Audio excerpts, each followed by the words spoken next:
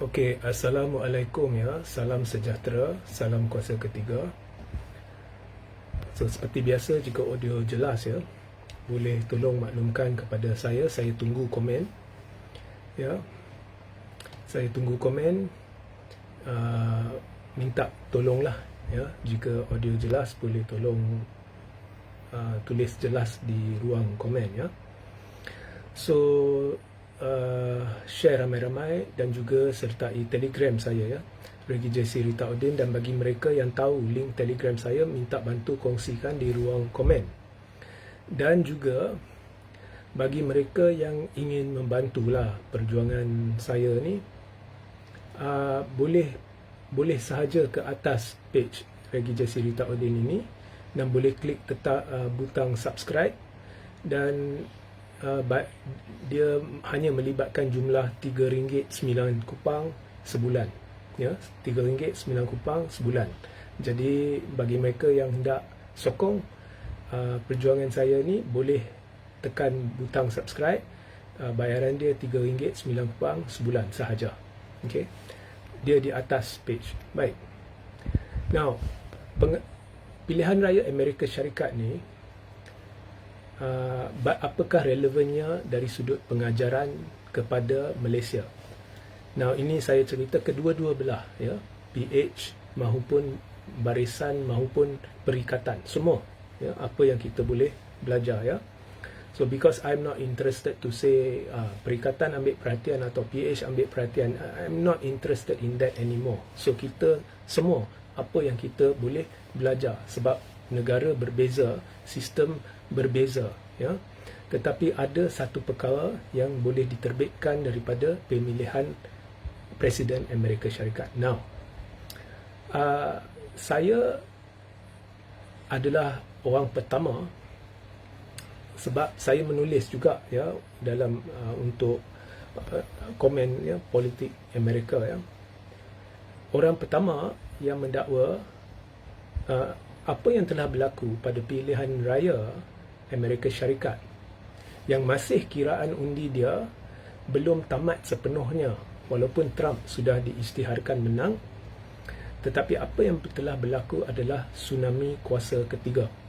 So saya akan jelaskan, dan beberapa jam selepas saya berkata demikian, ada juga pihak-pihak lain yang sudah mula gunakan tsunami, tapi dia tak guna kuasa ketiga lah, they use tsunami rakyat. So ini adalah tsunami rakyat kuasa ketiga. Okey, sekarang ni di Amerika Syarikat, okey, dan kemudian kita akan lihat relevannya kepada politik kita. Di Amerika Syarikat, rakyatnya terbelah di antara puak konservatif, iaitu Republican. Sejak 20 tahun ni Republican ni konservatif, dan puak liberal iaitu Demokrat.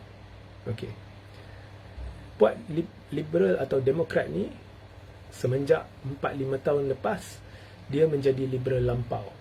Okey, puak konservatif yang merupakan Republican, dia bukannya konservatif lampau, tetapi dia menekankan aspek keagamaan kalau mereka Kristian, dan lebih kepada itu, keagamaan kurang, tapi lebih daripada itu ialah kekeluargaan,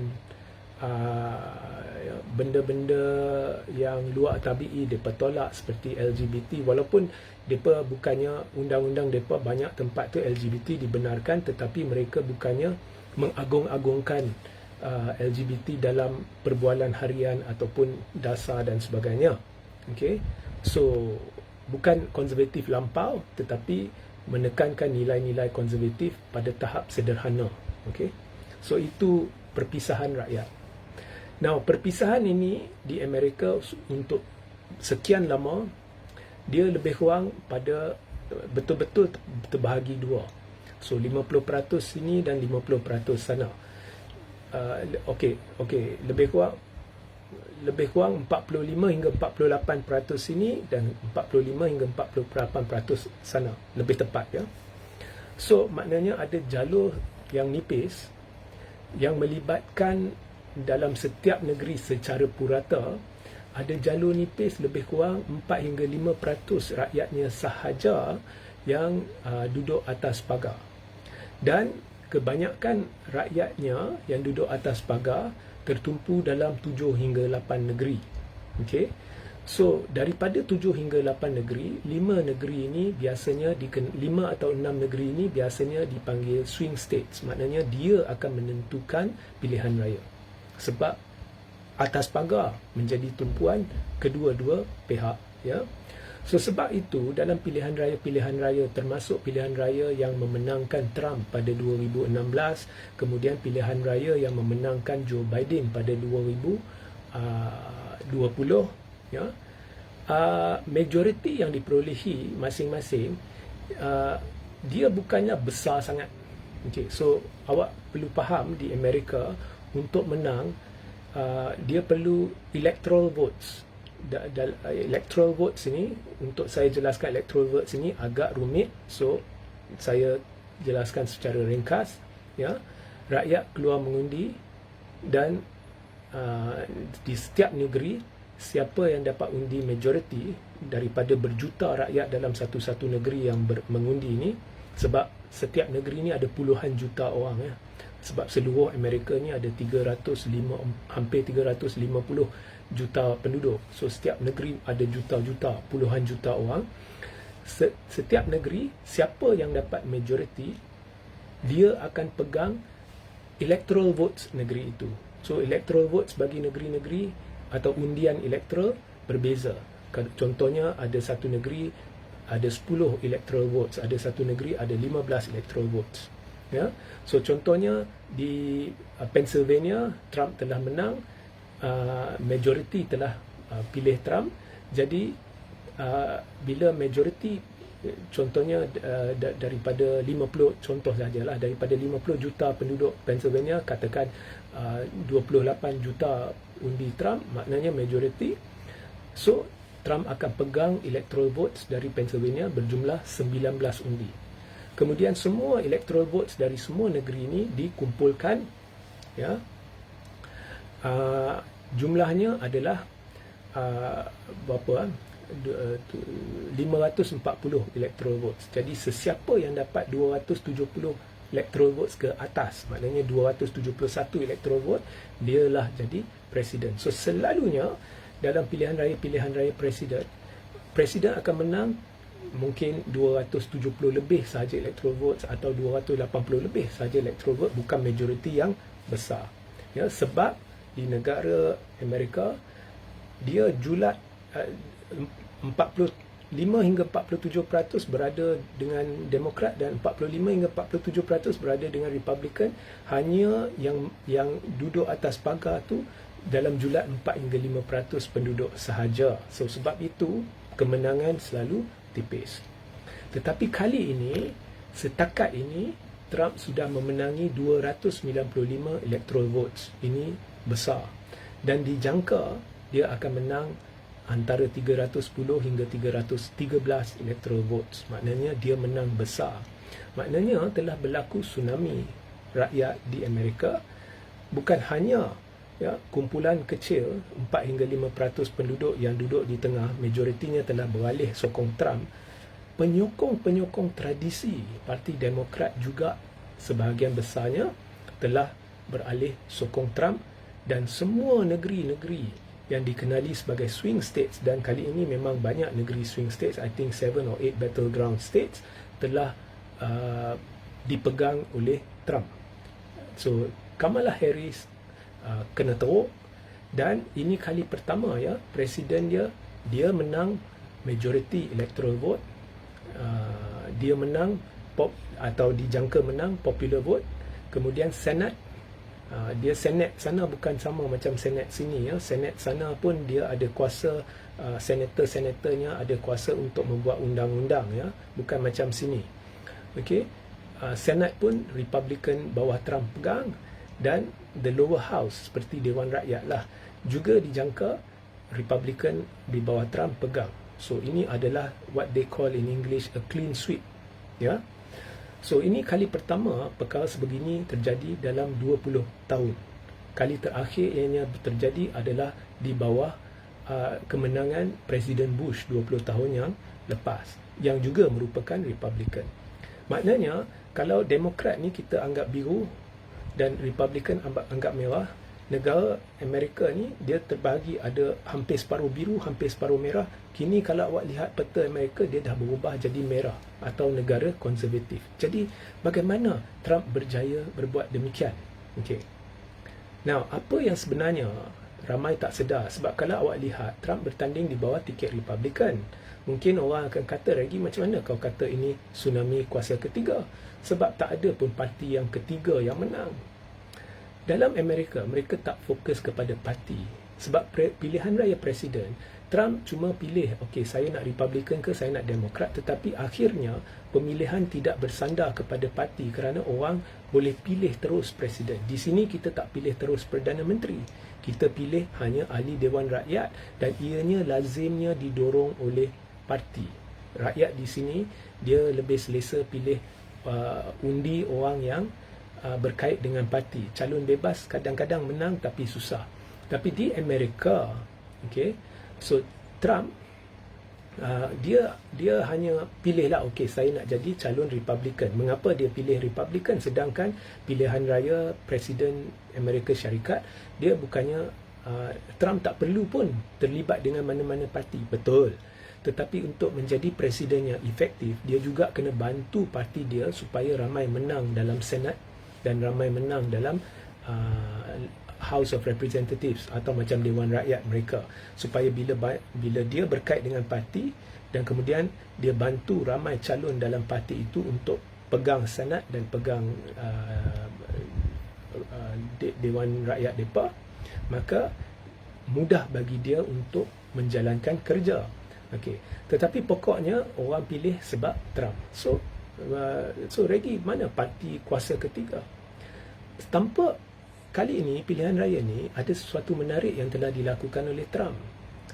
Dia telah menarik, walaupun benda ini tidak diakui, tapi dia telah menarik seorang ikon dari Parti Demokrat yang masih sehingga hari ini bergelar ahli Parti Demokrat, iaitu daripada keluarga Kennedy, ya, Robert Kennedy Jr. atau mereka panggil dia dengan nama gelaran Bobby Kennedy, yang merupakan Demokrat tegar. Keluarga Kennedy ni, awak masih ingat bekas Presiden Amerika Syarikat yang terbunuh, John F. Kennedy, ini daripada keluarga Kennedy, ya. So keluarga Kennedy ni Demokrat tegar, tapi Trump berjaya menarik Robert Kennedy masuk ke dalam kempen dia. Robert Kennedy pun bertanding untuk presiden, tetapi dia telah gugurkan hasrat dia untuk bertanding presiden dan telah menyokong Trump dan telah berkempen bersama Trump. Dan dia tidak keluar daripada parti dia. Sama macam hari itu saya syorkan parti kuasa ketiga. Lama sebelum pilihan raya ni saya syorkan parti kuasa ketiga. Apa yang saya beritahu ialah orang bertanding di bawah tiket parti kuasa ketiga, tak payah jadi ahli parti kuasa ketiga, tak payah keluar daripada parti masing-masing. So itu telah dilakukan oleh Robert Kennedy. Lagi seorang ikon daripada Parti Demokrat ialah Tulsi Gabbard. Tulsi Gabbard ini seorang wanita. Dia adalah ikon terkenal dalam Parti Demokrat dan merupakan senator. Dia telah isytihar sokong Trump dan tidak lama sebelum, beberapa hari sebelum pemilihan presiden, dia telah isytiharkan keluar dari Parti Demokrat dan masuk Parti Republican. Kemudian untuk golongan teknokrat, Trump telah menarik Elon Musk yang merupakan orang yang paling berpengaruh di arena media sosial. So ada Elon Musk, ada Tulsi Gabbard yang merupakan dari Demokrat, ada Kennedy, keluarga Kennedy ni orang dengar, orang hormat, ya. Dia telah menyokong calon Republican ini. Kalau dulu orang takkan mimpi benda ni berlaku. Dan seterusnya ada ikon-ikon lain, kalau saya sebut mungkin anda tak kenal, yang juga mendampingi Trump, termasuk influencer terkenal, iaitu Joe Rogan. Joe Rogan, kalau awak tidak tahu, dia adalah podcaster ulung dan terbesar di Amerika Syarikat, dan dia banyak pengaruh dia. Kalau dia kata sokong Trump, memang bergegar satu Amerika menyokong Trump. So dia telah tarik influencer Joe Rogan dan macam-macam lagi, ya. So walaupun dia tidak tubuhkan parti baru, tetapi kerjasama ini telah menjadi gabungan koalisi kuasa ketiga. Dan ini telah mengujar rakyat, menyebabkan jalur penduduk atas pagar seolah-olah menjadi lebar dan berpihak kepada Trump. Dan atas dasar itu, Trump telah menang besar. Maknanya di Amerika Syarikat telah berlaku tsunami kuasa ketiga. So bagaimana tsunami kuasa ketiga itu terjadi? Kerana kemarahan rakyat terhadap pentadbiran-pentadbiran sebelumnya. Khususnya pentadbiran Joe Biden dan Demokrat yang kini masih presiden, sebab Trump dah menang pilihan raya, tapi dia hanya akan angkat sumpah sebagai presiden Januari tahun depan. Tak silap saya 20 hari bulan atau 21 hari bulan. Ya. So sekarang dia dikenali sebagai presiden elect. Ya. So Trump telah mencetuskan gelombang kuasa ketiga terbesar, ya, dalam sejarah dunia. Okey. Dengan berkempen seperti biasa, cuma strateginya ialah saya akan didampingi oleh wajah-wajah yang lain daripada yang lain. Elon Musk tak ada pengalaman politik, ya, langsung tak ada. Kennedy pula, dia adalah ikon heavyweight yang ada sejarah lama dengan Amerika Syarikat. Dia dari Demokrat. Tulsi Gabbard, dia adalah ikon kepada satu kumpulan minoriti. Ada link dengan Samoan, if I'm not mistaken, I'm not sure. Heritage, is it Samoan related? But dia juga membawa suara golongan minoriti. Ya. Kemudian of course there are others like Ben Carson and so on and so forth, and a lot of icons that rallied behind Trump. Ya. So ini menjadikannya kuasa ketiga, dan mesej tersirat ya kepada rakyat oleh Trump bahawa I don't care who you are, asalkan kita kerjasama demi rakyat. Ya. Dan janji-janji Trump, dan Trump ini kalau dia berjanji dalam pilihan raya presiden pertama masa dia jadi presiden dulu, dia akan buat, dan dia buat cepat. So janji dia, saya akan perkasakan sempadan dan tidak membenarkan kalau orang duduk tanpa dengan tidak sah. Kalau nak duduk boleh, tapi kena sah. Ya, saya akan perkasakan sempadan, dan kemudian saya akan kurangkan harga minyak. Now, Trump dulu 2016 dia berjanji untuk kurangkan harga minyak, dan sebaik dia masuk, dia berjaya turunkan harga minyak mendadak, ya. Dan cara dia akan lakukan ialah dengan meningkatkan pengeluaran minyak tempatan di negara itu, dan cara-cara lain yang dia dengan mengurangkan, ya, birokrasi, dan disalurkan dana itu untuk pengurangan harga minyak antara lain. Ya, dia telah berjaya melakukannya dulu dan orang percaya. Okey. So dia mencetuskan gelombang kuasa ketiga.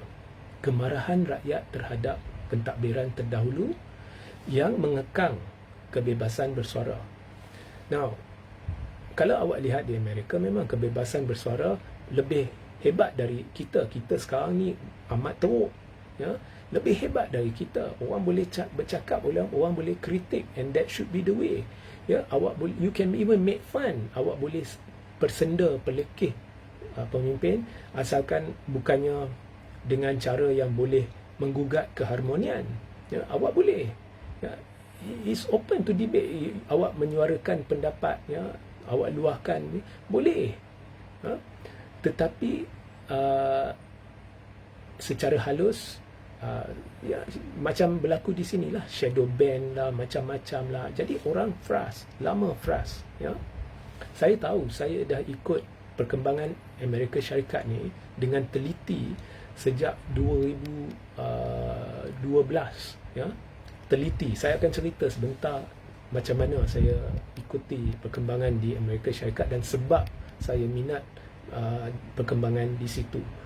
Okay, so orang frust, ya, orang marah, dan orang dah lama buat keputusan bahawa bila sampai pilihan raya mereka akan mereka tak mahu tahu, ya, yang atas pagar ni, mereka tak mahu tahu kempen dia orang janji apa. Mereka dah buat keputusan mereka akan pilih jika ada calon yang memberi lain daripada yang lain, maknanya calon ketiga, bukan kuasa ketiga tapi calon ketiga.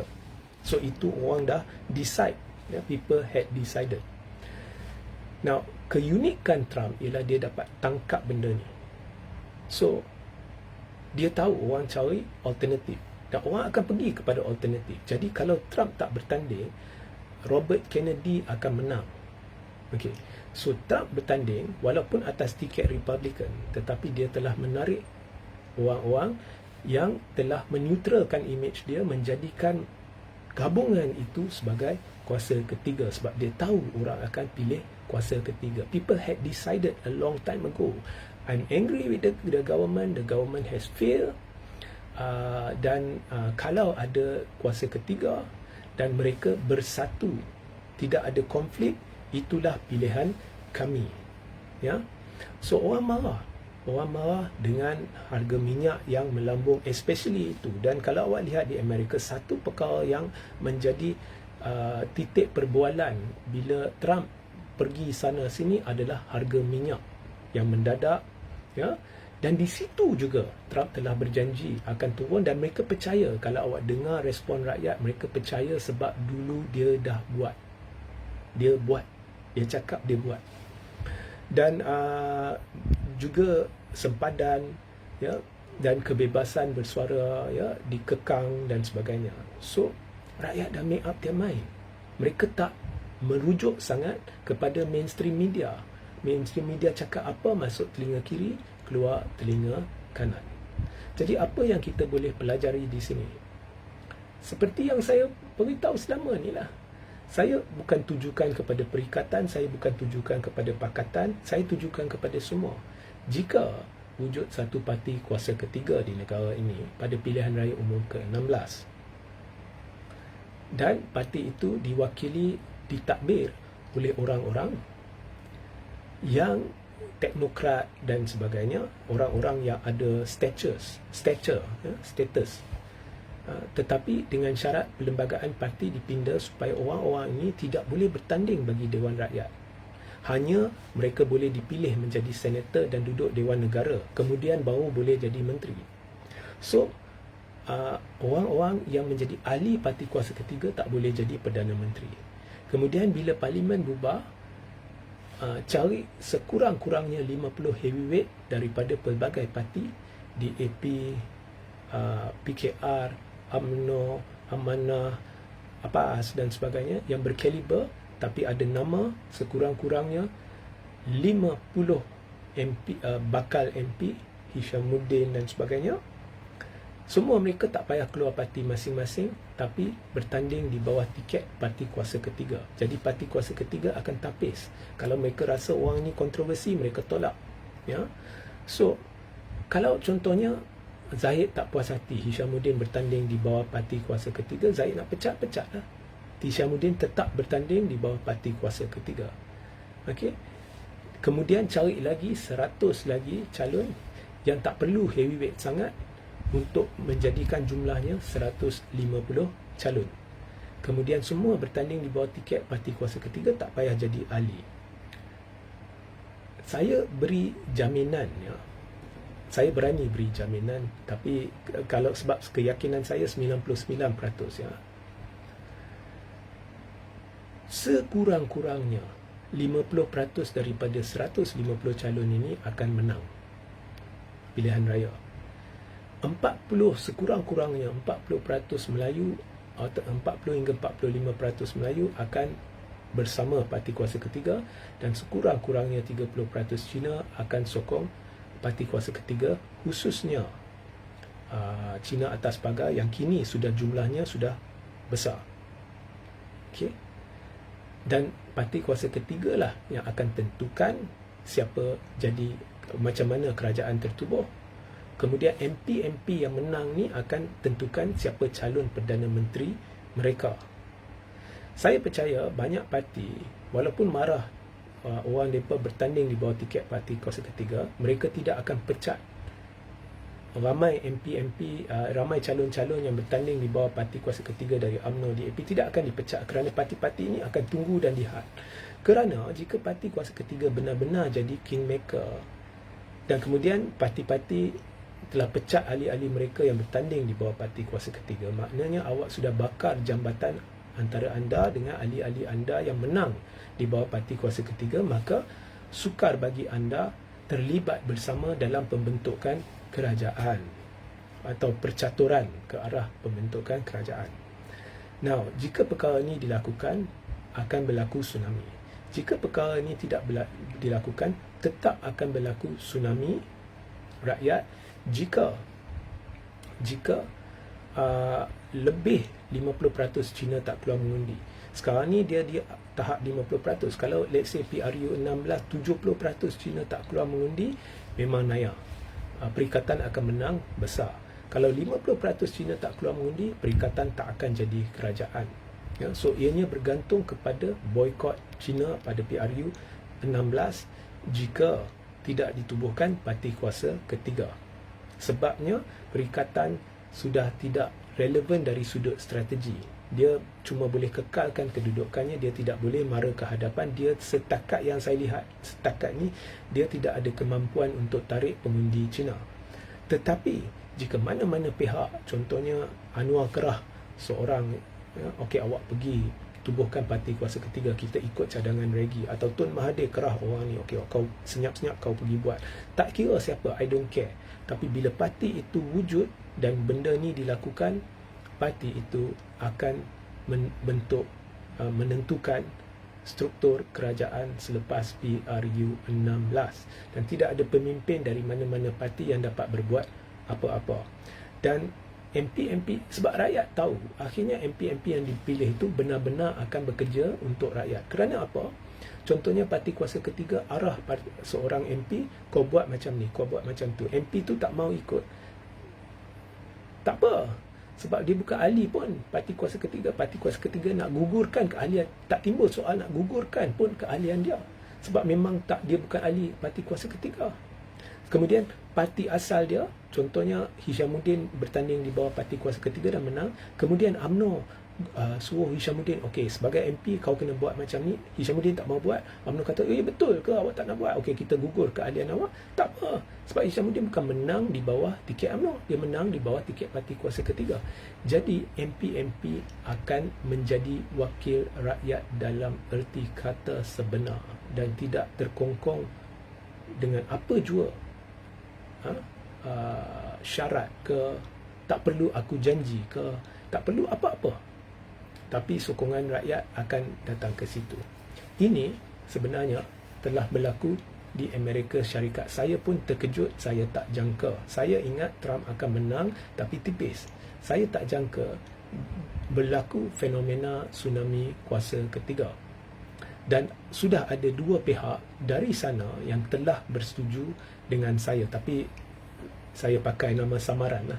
Sudah ada dua pihak, namun bukannya dikatakan parti kuasa ketiga, tsunami kuasa ketiga, mereka cuma pakai tsunami. Okay, so benda ini yang saya cerita sudah berlaku. Okay, now saya tak bias ya. Kalau Anwar nak buat, silakan. Kalau Tun Mahathir nak buat, silakan. Kalau Hadi nak buat, silakan. Sebab kalau Muhyiddin nak buat, silakan. Because yang saya cerita ni untuk rakyat. At the end of the day, siapa buat pun dari belakang tabir saya tak kisah. Asalkan benda ni ada, ianya akan wujudkan kerajaan kuasa ketiga. Ya, ianya akan wujudkan kerajaan kuasa ketiga yang tidak terkongkong oleh mana-mana pihak. Ya, ini kepastian. Ya, alright. So sekarang saya buka kepada soalan jika ada soalan lah. Okey.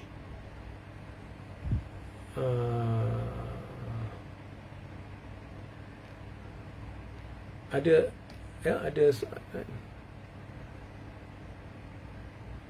PHBN akan tumbang di no. Jangan anggap PHBN akan tumbang, ya. Katakan semua yang saya cerita ni tak didengari, tak dituruti, ya, oleh sesiapa. So ia berbalik kepada PHBN lawan perikatan, ya. Dan kalau kepimpinan perikatan tak ubah, satu, kalau termasuk PAS, Bersatu dan Hala Tuju mereka tidak berubah dan mereka tidak berjaya tarik kumpulan Cina atas pagar, maka perikatan jangan cerita menang, dia tidak akan tubuh kerajaan. PHBN akan tetap menjadi kerajaan, melainkan berlaku boikot Cina besar-besaran, lebih besar dari Sungai Bakap dan Mahkota.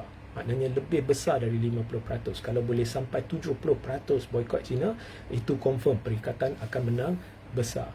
Saya tak boleh nak beritahu betulkah tsunami Cina akan meningkat, boikot Cina akan meningkat ke tidak, itu saya tak tahu. Tapi frustrations are growing. Dan yang kedua, strategi-strategi yang digunakan memarahkan rakyat is not working. Contohnya sekatan-sekatan, semuanya memarahkan rakyat dan rasanya rakyat semua sudah buat keputusan. Sukar bagi kerajaan tarik pengundi Melayu dari perikatan, sukar bagi perikatan tarik undi Cina daripada pakatan. Namun tanpa perikatan buat apa-apa, sudah ada segolongan Cina dalam jumlah yang sederhana yang sudah pun mula menolak pakatan.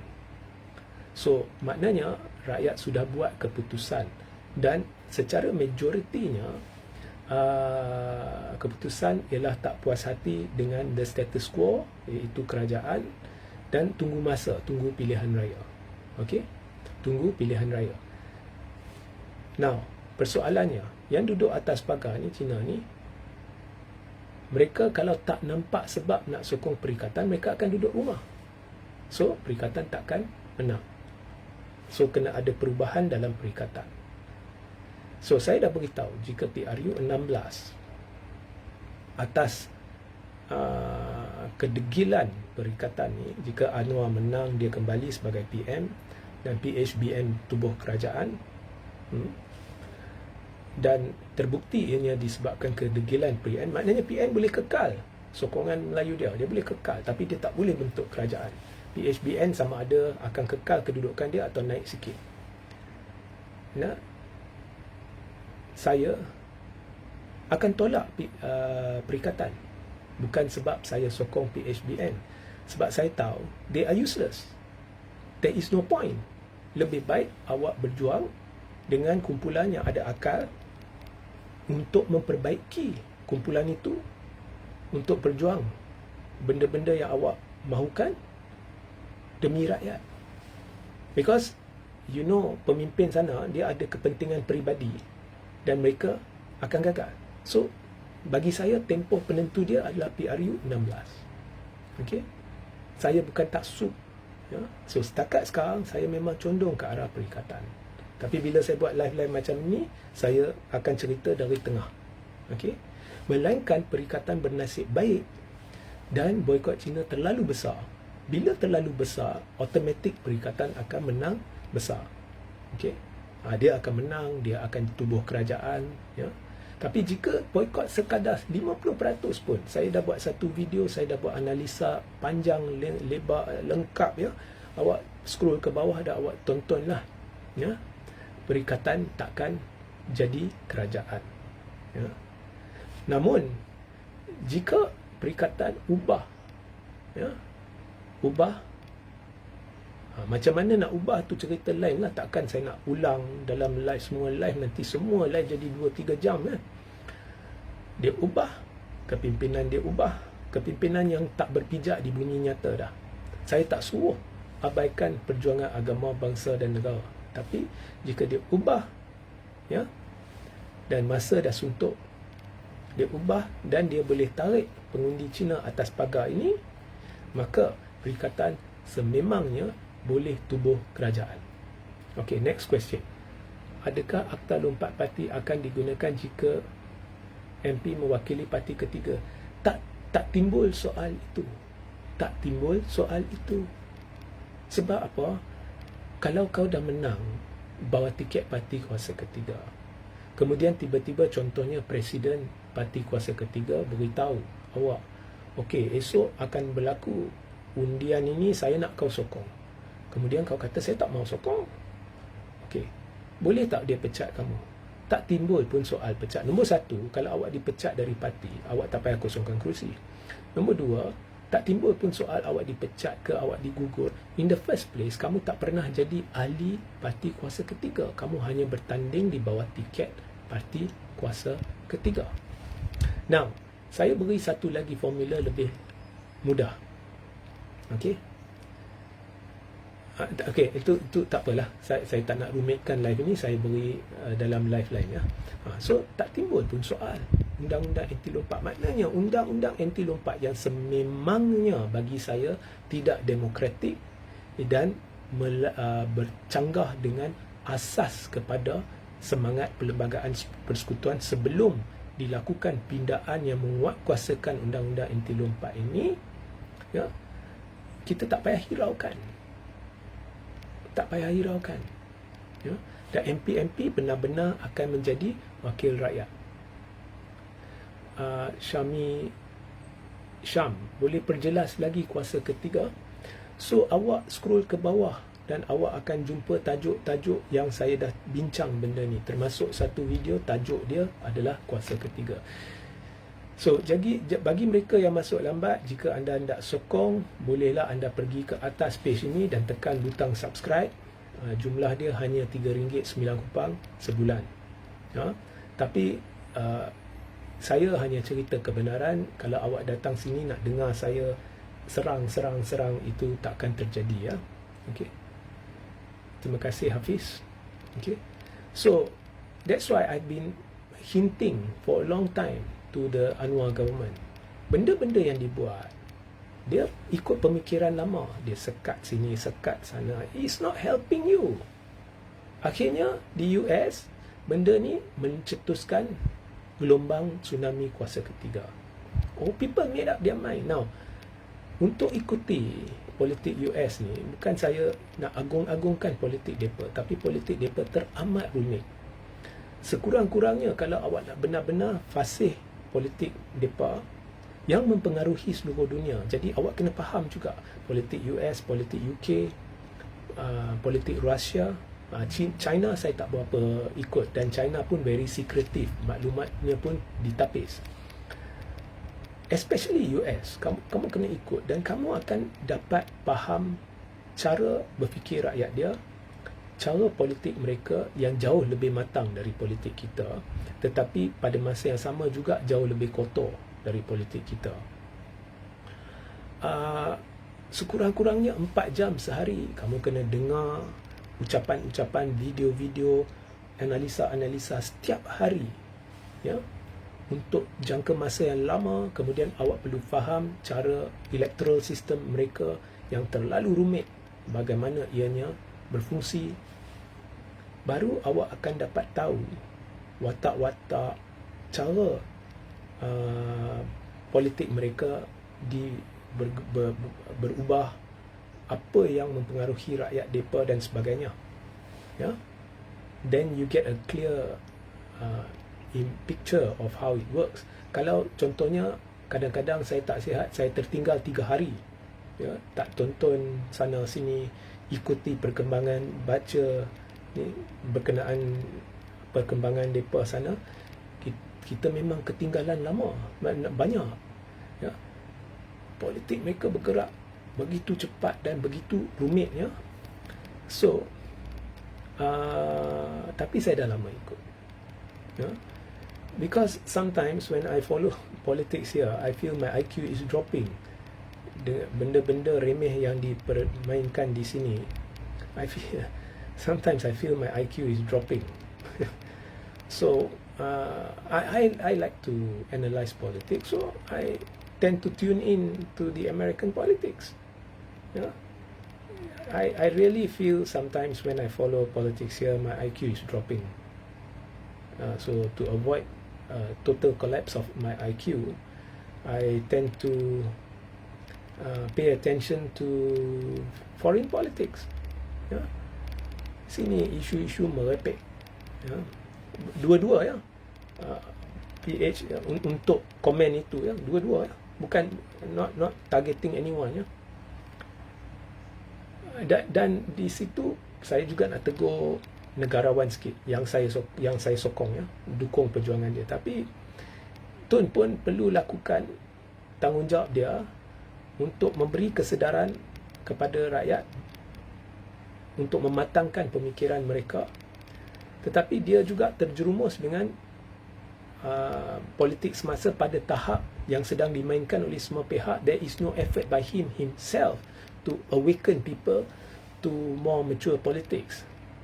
So saya boleh faham mungkin dia rasa susah, ya, because you have a lot of orang-orang yang simple minded di sini. Tetapi at the same time he should have done his part, and he still should do his part sebagai negarawan, ya. So I think Tun ialah negarawan yang saya sanjungi, tetapi he's not doing enough, ya. Dan dia juga terlalu dengan perjuangan pekat semenjak PH menang, Melayu Islam, which is okay, tetapi dia tak balance dengan perjuangan-perjuangan lain yang penting. Okay.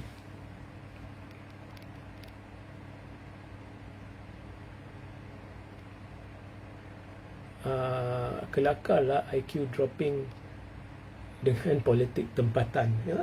Tapi jangan Regi tengah merujuk kepada Anwar. No, semua, even PH ke, Barisan ke, PAS ke, Bersatu ke, I feel when I listen to all of them, sometimes I feel my IQ is dropping. Ya, semua, ya. So when I feel my IQ is dropping, I tune in to American politics, British politics. Kau pergi dengar penghujahan di Parlimen Britain, kemudian kau akan rasa malu cara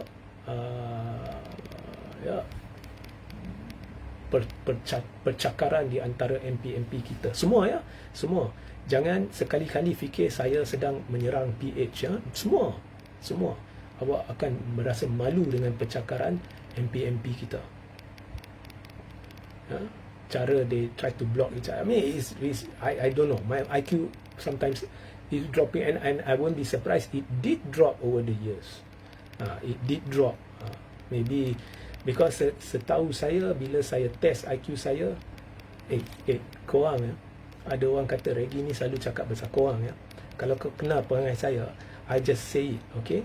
Saya tak kisah orang fikir saya cakap besar ke kecil ke. Saya cuma kalau benda tu benar, saya cerita ya. Bila saya kata saya saintis, orang kata Regi cakap besar, I don't care if you think that I'm talking big, tapi itu hakikatnya. So the last I check, bila saya pernah pergi untuk Mensa, tapi saya tidak jadi ahli Mensa, saya buat IQ test. The last I check, I have a high IQ, okay? Tapi awak high IQ tak semestinya awak baik dalam bidang politik.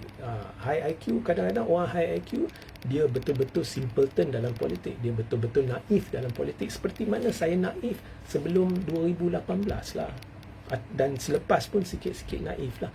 Doesn't mean you have a high IQ you are expert in everything, tapi awak boleh cepat belajar, ya. So and lately I feel my IQ is dropping. So sebab itu saya cepat-cepat, okeylah, saya tak maulah serang sini serang sana, and I feel for what? Ya, okey, awak berjuang, saya nak ini, saya nak itu, untuk perubahan. Siapa yang awak harap nak bawa perubahan tu? Pemimpin-pemimpin korang di perikatan, kan? Okey, saya memang condong ke arah perikatan, tetapi Adakah pemimpin-pemimpin itu menjiwai perjuangan anda? Sebenarnya tak. Mereka lawan-lawankan penyatuan kan. Awak berjuang penyatuan kan, penyatuan Melayu kan. Mereka boleh satu ke? UMNO dengan PAS. Bercakaran, ada syarat. Penyatuan ummah, kalau demi rakyat, mana boleh ada syarat? Itu masalah korang masing-masing. Kalau korang ada masalah, maknanya awak tipu ummah. Awak kata nak menyatukan ummah. Awak suruh ummah bersatu. Ummah dah nak bersatu, tapi awak tak boleh bersatu. So, masalah korang lah. Jadi, apakah penyelesaiannya? Berundur. Bagi orang yang boleh kerjasama, ambil alih. It's simple logic. So, bila benda tu mereka tak boleh buat, I feel my IQ is dropping. So, saya tak nak lah bagi dia orang runtuhkan IQ saya. So, bagi saya, I don't give a damn lah. Kalau nak buat, buat. Kalau anda tak mau buat, jangan buat. Ya. Okay, salam Tuan Regi. Apa beza kuasa ketiga dengan gagasan sejahtera semasa PRU 14? Bagaimana? So, you see, kuasa ketiga ni boleh jadi gagasan sejahtera, boleh jadi parti yang dinamakan Parti Perpaduan, boleh jadi parti yang dinamakan parti A, parti B. Cuma dia akan membawa kesan kuasa ketiga, iaitu satu kuasa baru yang akan menarik rakyat. Itu je.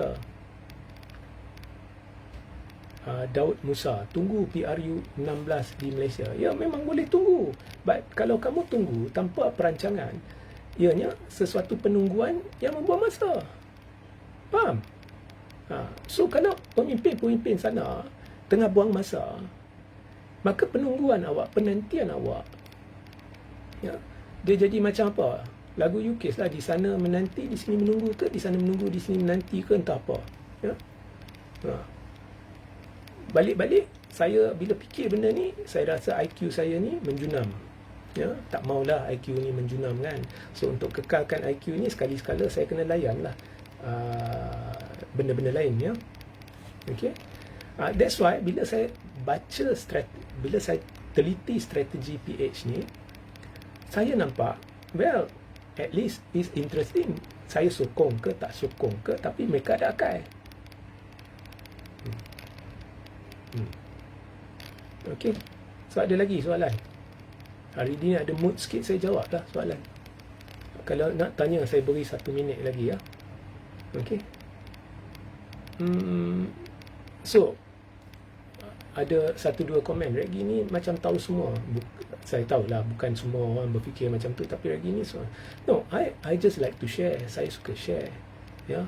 Dan saya cerita benda kalau saya rasa betul, dan kalau ianya betul, especially about me, saya cerita je. Kalau ada orang rasakan itu cakap besar, ia mencerminkan cara pemikiran dan perwatakan orang itu yang suka berburuk sangka. Saya cuma cerita kalau ianya betul. Kalau dulu saya pergi for IQ test and I found my IQ was high, I will say it's high. Kalau awak rasa itu adalah menunjuklah kepada kamu. Saya cuma cerita. Ya. Tapi dalam konteks lah, bukan saya buka, saya buat live, hari ni saya cuma nak beritahu korang, IQ saya ni dulu saya buat 10 tahun lepas dia tinggi. Okey, terima kasih, kita jumpa lagi. Itu lain lah, itu dah memang bukan bongkak, itu dah bodoh sombong. Ya. So, dalam konteks, I just say, ya, kalau manusia, dia ada tanggapan tersendiri yang serong terhadap anda, awak tak boleh halang. Sebab dalam sejuta manusia, ada macam-macam ragam. Sebab itu, pilihan raya takkan terjadi mana-mana pilihan raya di mana-mana dunia. Sejuta keluar mengundi, sejuta undi pilih satu. Tak ada. Sebab cara berfikir berbeza. Sebab itu, ada demokrasi. Iaitu, kalau demokrasi dari sudut sebenar lah. Sebab demokrasi yang diamalkan di banyak negara pun tidak begitu demokratik lah. Dari sudut sebenar, demokrasi ialah untuk meraihkan perbezaan bukan pendapat sahaja. Perbezaan semula jadi antara manusia dan menggalakkan perdebatan. Perdebatan untuk akhirnya mencari penyelesaian jalan tengah. Itu asas kepada demokrasi. Dan untuk itu perlu ada kebebasan bersuara. Bila dah kekang kebebasan bersuara, demokrasi dah terkubur. Okay? So these are basics. Alright? Tak ada lagi tak? Tak ada. Ya? Dan if you don't evolve in your way of thinking, kalau awak tak berubah, evolve, tak ada evolusi dalam pemikiran, kalau awak takut kata, contohnya dulu awak serang Anwar, serang, kemudian tiba-tiba sekarang awak takut nak kata, ya saya tak sokong Anwar, saya sokong perikatan, tetapi ada benda yang Anwar lakukan betul, saya nak bersifat lebih pragmatik, saya nak, kalau awak takut nyatakan sebab apa, awak takut nanti orang kata, alah awak ni cakap macam tu sebab awak takut, atau awak cakap macam tu sebenarnya awak dah, kalau awak jenis takut untuk meraihkan evolusi pemikiran, ya, dan disebabkan terkongkong oleh persekitaran untuk cuba menggembirakan orang-orang di sekitar awak sehingga awak mengekang perkembangan minda awak sendiri, itu terpulanglah. To me, awak sedang, is very bad to do that. Raikan evolusi minda, kerana kehidupan ini adalah satu perjalanan, satu penghijrahan ke arah mana? Awak kena balik kepada basic, ke arah air yang jernih. Dan kalau penghijrahan ini ke arah air yang jernih tidak disusuli, tidak diikuti dengan sentiasa peka terhadap keperluan untuk anda mencari, meneliti semula perjalanan agar awak sentiasa boleh perbetulkan agar ianya duduk di landasan kebenaran, maka awak mungkin sampai ke pintu kegelapan. You see, politik is not about PH. Apa yang saya sedar kebelakangan ni, it's not about PH or perikatan or barisan, it's about you. Sebab awak terlalu menonjol ke arah luar, awak terlalu fokus ke arah luar dan lupa untuk dapatkan pengajaran daripada benda luar itu. Sebab akhirnya ianya semua perlu ke arah dalam, pencarian dalam yang sememangnya berkait langsung dengan kebenaran mutlak. Ya?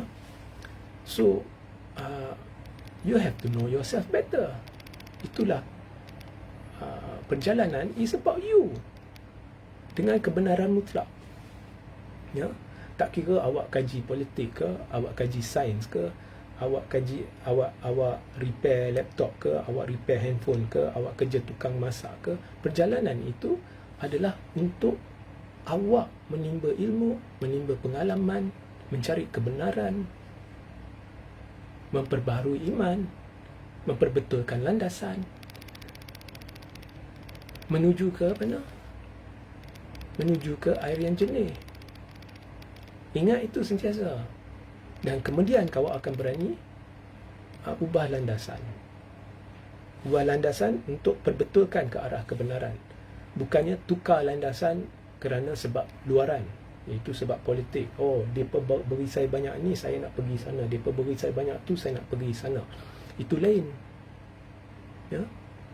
Ni saya dah berletih ni. Kelakarlah IQ drop. Okey. So, kalau tidak ada apa-apa lagi, kita berjumpa di live seterusnya. Assalamualaikum, salam sejahtera, salam kuasa ketiga.